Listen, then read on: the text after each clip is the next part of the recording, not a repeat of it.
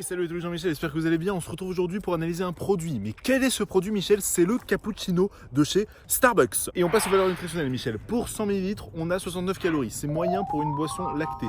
On a 2,5 g de graisse, dont 1,6 g de saturé. Ça va. On a 8,8 g de glucides, dont 8,5 g de sucre. Là, c'est trop, Michel. Ça se voit qu'ils ont rajouté du sucre. Il n'y a pas que du lait. On a aussi 2,7 g de protéines, donc ça va, c'est toujours bon à prendre. Et 0,08 g de sel, donc ça va, c'est peu. Ça fait plaisir. Et on passe aux ingrédients, Michel. On a du lait à 3% de matière grasse. C'est dommage, j'aurais pu mettre du lait écrémé. On a du café, ce qui est normal. On a du sucre, 4,7%, mais plus le lactose, ça peut faire beaucoup de sucre. On a des correcteurs d'acidité, des stabilisants, des émulsifiants, donc ça fait beaucoup d'additifs.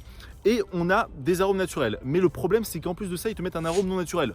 Pourquoi vous faites ça? Et on passe au point positif, Michel. Donc comme les produits assez connus en général, ce qui vient en premier, c'est le goût. C'est un point positif. On peut dire que c'est un point positif. J'essaye de sauver Starbucks comme je peux. Deuxième point positif, Michel, c'est un format très pratique. Au lieu d'aller chez Starbucks et de dépenser au moins 5 € pour avoir un cappuccino, tu peux l'avoir directement dans ton supermarché pour en moyenne 2 €. Donc ça fait plaisir, le côté pratique. Et on passe au point négatif, Michel. Donc le premier point négatif, tu t'en doutes, c'est trop sucré. 8,5 g de sucre. Pour rappel, un coca, c'est à 10,6 g de sucre. Donc on est vraiment pas loin du coca. Même s'il y a du lactose, ça reste du sucre, Michel. Deuxième point négatif, Michel, on a beaucoup trop d'additifs, des émulsifiants, des correcteurs d'acidité, des stabilisants et des arômes non naturels.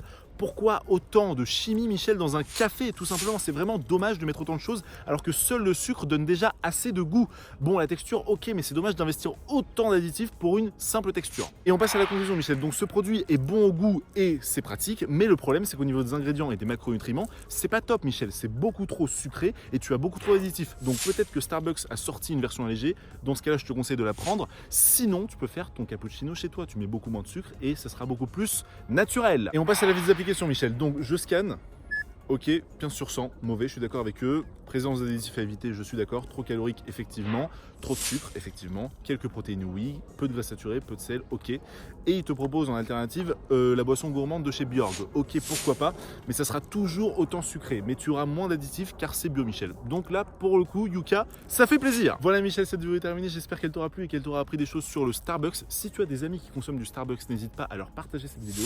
Ça pourra leur faire prendre conscience qu'ils mangent peut-être beaucoup trop de sucre. Et même s'ils vont chez Starbucks, avec leur sirop, ils te mettent encore plus de sucre. Donc je pense que ça peut être important pour eux. Si tu as aimé la vidéo, tu mets un pouce bleu, comme ça, moi, ça m'aide à aider encore plus de monde. Et surtout, Michel, n'oublie pas, ça fait plaisir!